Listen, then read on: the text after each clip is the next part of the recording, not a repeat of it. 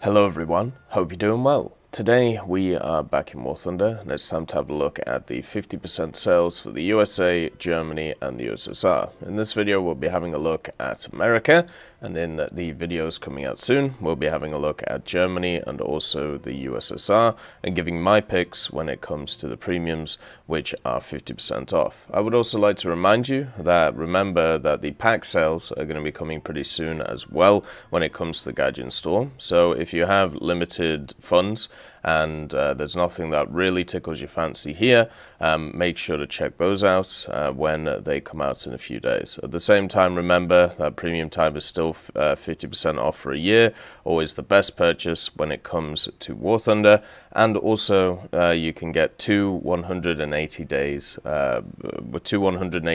on the store for $40. So you can stack them, which basically gives you a year for $40, which is a really good deal. So when we start with America, starting with ground, I won't bother with any of the rank 1s or the rank 2s when it comes to premiums. The M4A5 is kind of interesting, but it's not something which is insanely good. Also at the same time, rank 1 and 2 of America is really strong. You know, they have some really good lineups. 3.7 is really good. 2.7 is also absolutely amazing. And then also 2.0 is great as well. And the reserves are pretty fun and easy to get past. One thing to note is if you are interested in some kind of, some kind of machine for the bottom BRs for America, the beginner's pack is definitely something to look for, since it has two pretty good vehicles in it. Then when you come to rank 3, you got pretty much a few options. So you've got the T14, the M18 Black Cat, the Cobra King, and also the T20. All of these are okay in their own ways. The T14 got up-tiered recently, well, over the last year, and it still only has the 75 at 4.7, which can kind of suck because, its armor doesn't stand up to stuff which is at 5.3 for Germany, which you'll face quite a lot with the Tigers and also the Panthers. So even though this is a pretty good vehicle, I'd probably say no to it right now. The M18 Black Cat is always good. It's a maneuverable vehicle which did lose a bit of horsepower more recently, but it has access to the 76mm cannon, which is very nice. It just doesn't have the muzzle brake on it. It has a lot of speed, and what it can do is it can act as a vessel to be able to get into the aircraft for events and stuff like that. So I still run the 5.7 lineup for America, where basically what I do is I run the 76 Sherman, and then I run the two Jumbos, and then the M18 Hellcat, and then also the Black Cat. That really works, and then you can back it up with some really good planes from the TEC tree, such as the P47N and also the P51, which is around the place somewhere in this TEC tree that once they modified it, I lost everything, like where it actually is. So yeah, you can, oh there it is. So you can run it with these two and have really good cast support and also a really good lineup as well. So I think the Black Cat in general is a pretty good pick. Then you have the Cobra King.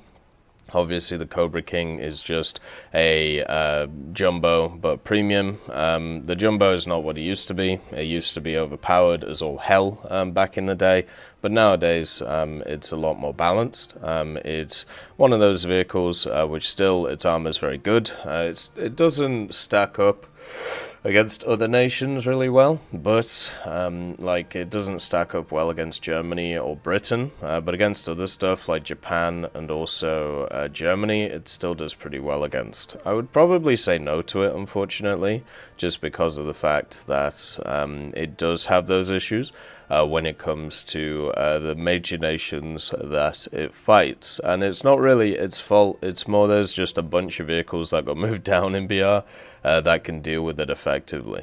So stuff like Panthers, stuff like the Tiger and other vehicles like that. So it's a good premium because it has really good bonuses on it, and it's also really cheap to run, so you'll print money in it.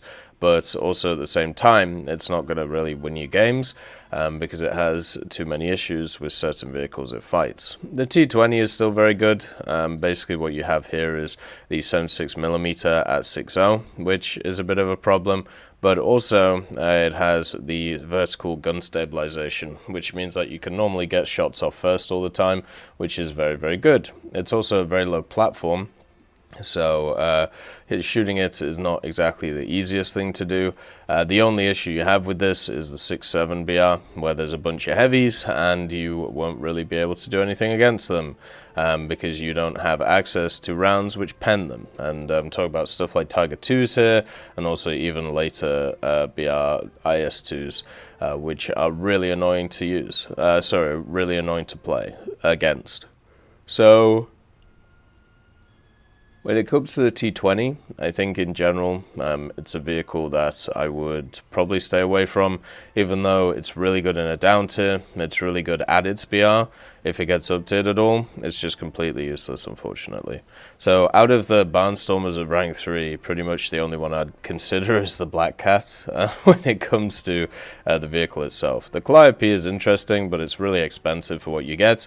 You just get a standard Sherman with rockets on it, so I wouldn't really touch that. When it comes to rank 4, you have a few options.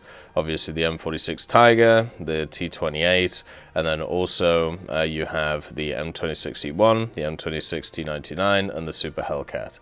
So the Super Hellcat I think is a pretty good pick if you're looking for something to have fun in.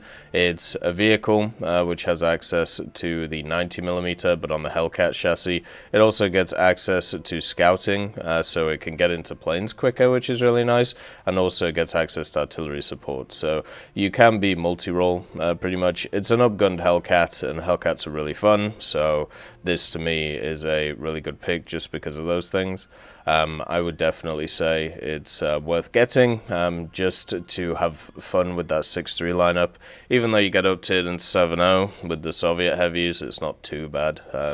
You can still get around the flanks and you could still be useful. The M26 T99 is an M26 with rockets on it, and as I've said before, when it comes to the M26s, I don't like them. I generally feel like they don't fit the game very well. Their gun is just not effective enough for the vehicle itself. The mobility is pretty bad for a medium tank, and also at the same time, their armor sometimes doesn't actually withhold or hold up to what goes on. When it comes to the rockets though, you do get 44 of the 140mm M8s. These pen 24. They can overpressure things, so you can overpressure a bunch of vehicles as you go around and try and bop them. It's really funny to watch, but I don't think they're that useful. It's a cool gimmick, but it's quite expensive for a cool gimmick. The M26E1 I've already talked about in the other video that I did for the premiums that are getting removed. This thing is getting removed, remember. I don't like it. Once again, not a fan of the M26 platform, and the longer gun doesn't really help that much because it also increases the reload. So you get better penetration, better hitting power, but also longer reload. That's not good for the Pershing. You need it to be as fast as possible, and also at the same time, there are just a lot of heavy tanks and a lot of light tanks at this BR for America, which are just really good, so it's kind of hard to fit it in the lineup. The M46 Tiger is the pattern, of course, but it does have a really cool skin on it, which is pretty nice, with the tiger on the front. This thing does get access to the M3A190, so it gets access to all the nice rounds, so you get the heat, and then the M82 shot. Both of these are pretty good, especially against stuff like Panthers and Mardas, and also IS-3s. Depending on what you want to kill, you know, you have rounds for the situation, which is pretty cool. You also have this 73 Tank Battalion camouflage and the standard one. So generally this vehicle is a little bit quicker than the M26, and also has, you know, a pretty cool skin and a pretty cool gun, which does way more damage and a better reload than the M26E1. And at 7.0 you have an okay lineup with the other M46 and then the T95, which you can run, which is and it's an okay lineup. You know, it's not the best in the world, but it's not too bad. So I'd consider that, probably not as a top pick though. Then you got the T114, a fantastic little light tank with a 3-round recoilless rifle machine on it, with also a 12.7. This thing's pretty fun. You know, it's got access to the heat, which is really powerful. It can get machine gunned to death because, well, it doesn't really have any armor. And at 7.3, you have a pretty good lineup once again. M48, once it's spaded, the T32, which is always pretty fun for the vehicle itself. Then also the M47, once it's spaded. When these vehicles aren't spaded, they're absolute hell, by the way. Well, at least the M48 and the M47 is. They're really, really annoying to play. So that's a bit of a problem. But as a light vehicle, I think it fits pretty well, and it gets all the nice gimmicks of a light vehicle. So I would definitely say it's a yes from me on that one. When it comes to T54E1, this is one worth considering, but also at the same time, I'm not entirely sure because you've already got a pretty good 8.0 lineup. They've really bolstered the 8.0 lineup for America recently. So you got the T95E1, you got the M60A1 AOS, you got the Sheridan, you got the Bradley, and you got the M60A2. And that's not even looking at the cast that you can bring along, which is also really good. You've also got the M163. So your lineup at 8.0 is insanely good. So I don't think you need another medium tank, even though this one's pretty cool. I don't think you need it. So the T54E1 has a oscillating turret on it, which is kind of cool. Or is it? Well, yeah, I believe it is an oscillating turret, the way that it's set up. So it has some interesting armor on the top of it. It also has good gun depression, and it has the 105mm T140E2. Because of the gun itself, it does have a autoloader, so it has a 5-second autoloader on this 105 and 9 shots, which is really, really powerful. It doesn't have a stabilizer though, so that's a little bit of a problem, and the gun is a little bit wonky because it's the type of turret that it has. So if you get the gun on target first, obviously you're going to annihilate whatever is in front of you, and you're going to reload and be able to finish it off, or you're going to be able to hit a secondary target very quickly. But the problem is that the gun is quite unstable. So I think it's a good tank. I've seen it used very effectively by people, but generally I wouldn't say it's the best tank that's around. I'd say it's okay and not really needed for the 8.0 lineup right now. There's just too many good options. There's just too many good options when it comes to the American 8.0s at the moment, and I don't think it's great for grinding up to them, really. So when it comes to aviation, you got a bunch of picks that you can go for. You know, there's a ton of pretty interesting rank 2 stuff. There's a ton of pretty interesting rank 3 stuff, but that's more down to like personal choice, what you want to pick up and what you want to have a bit of fun with. For me, I think if you just want general grinders, the 2 to look at are the BTD-1 Destroyer, and then also the A2D. So the BTD got a huge buff by it getting the 2 mines. These mines act like bombs, so they're just bigger bombs, and that means that you can fell sometimes 2 bases with these, and also in ground forces you can just annihilate targets with them as well. These things have a TNT equivalent of 508 kilos, where the normal bombs only have a TNT equivalent of 318. So these are like mini nukes when you want to use them.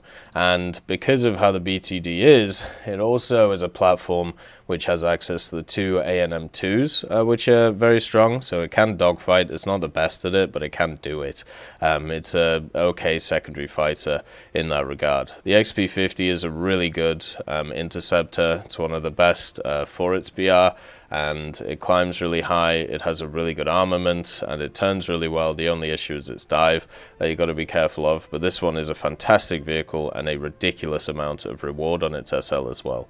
The BF-109F4 is a BF-109F4 without the extra bells and whistles like the cannons and stuff, so it's still good, but it's a BF-109F4. No, F4, sorry. I would play the German tree to get it, and then the same with the A6M2 with the Japanese. Fantastic vehicle, but not, really required.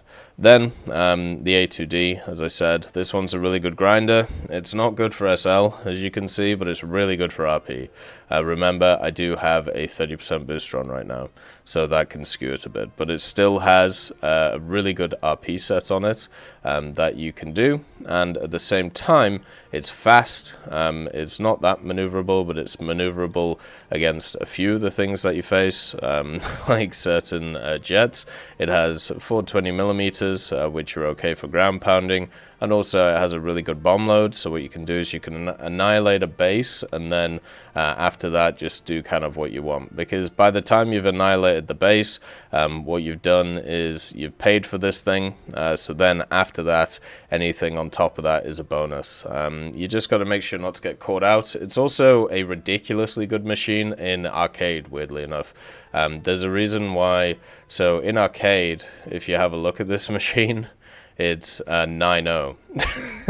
Where in realistic it's only 7. And the reason is because this thing can climb at a ridiculous rate, and it can just bomb bases over and over and over again, and just keep doing that over and over and over again. So yeah, it's not just good in air realistic, it's good in air arcade as well, and it's pretty useful in ground when you use the bombs pretty effectively. So it's pretty good for every game mode, and you can even use it for naval now, actually. Then you've got the F-89B and 89D. Both of these are pretty fun at 7.7. They both are very fast for the BR, but they're not very maneuverable, so you have to play them quite, I suppose, defensively or passively.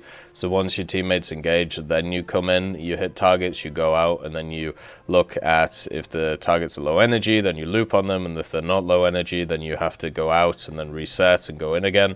Both of these are good vehicles, they just have different armaments. So the F-89 has the 620s, which are much more reliable, and then the F-89D has the FFR Mighty Mouse rockets, which catch a lot of people out. I'm not going to lie. A lot of people get dinked by these rockets. They're proximity fuses, so what ends up happening is, you know, you can head on a target, and at 2 or 3 kilometers you can actually just kill them with proximity. So that's why when you're facing stuff like this, you have to turn off a lot quicker than you normally would. And then also at the same time, if somebody's chasing you, you've got to be careful, because they could just proximity you as well. If you want the easier to use variant, I'd say the F-89B is the way to go.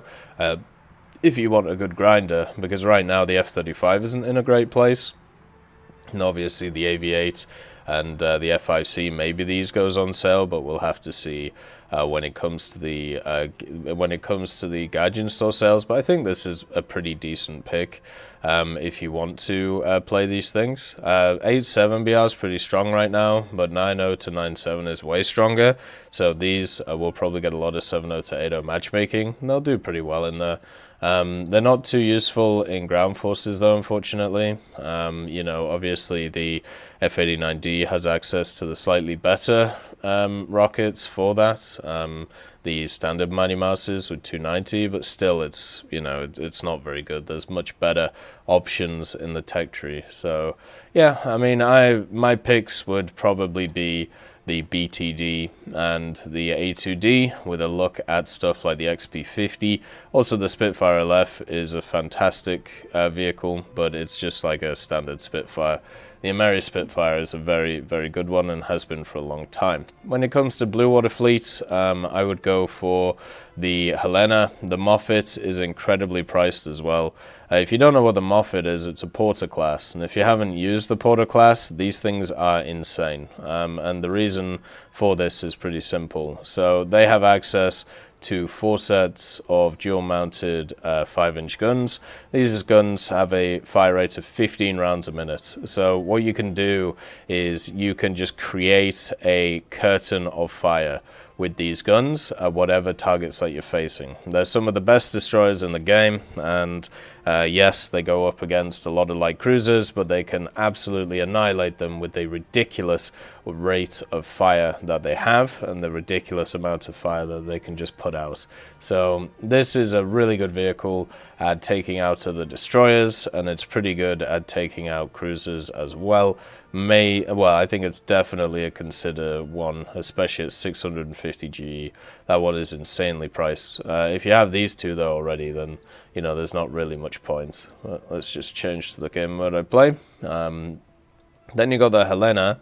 The Helena is the top BR premium for the Americans, obviously 50% off. If you are interested in getting into these higher echelon machines, it's probably worth a consideration. It doesn't really have a lineup around it until you get here though, which is a little bit of a pain, but ships normally have pretty decent survivability, and if you play them correctly, you can just kind of sit over in one corner and just shoot things down. So I think in general it's not a bad pick, but at the same time it's not really something I'm interested in. The Helena has a really good rate of fire on its guns, they're really accurate, and also has really good secondaries as well. So that's basically where you can be really effective in the machine. It's overall a great machine. It used to be the best in the game, but now with the advent of battlecruisers and battleships, it's a little bit overshadowed, but still works very well at 6.0. And then in the coastal fleet, there's only really one pick, and it's the Thunderbolt, the PT556. This is a 3.0 machine, and it pairs really well with the PT59 and the PT565. This is my go-to naval lineup. When it comes to what's going on, you can see it right here. This is my naval lineup with the Hellcat and also the A36 in tow, and then the 3 PT boats. This is the one I use for events. It's really fun, and the Thunderbolt kind of just tops it off.